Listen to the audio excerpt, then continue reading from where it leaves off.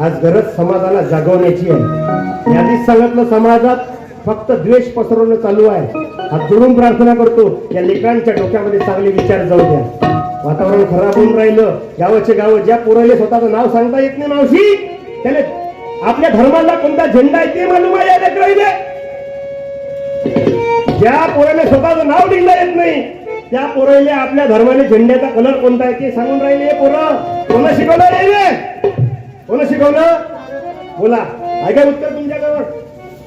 ज्या पोराले नाव मालूम नाही त्याने माहित आहे कोणत्या धर्माचा कोणत्या कलरचा झेंडा आहे. साने गुरुजी म्हणत, या लेकरांना हे मुलं म्हणजे देवाघरची फुलं, या मुलांना सुगंधित राहू द्या. त्यांना जाती पाती धर्माचा वारा लागू देऊ नका.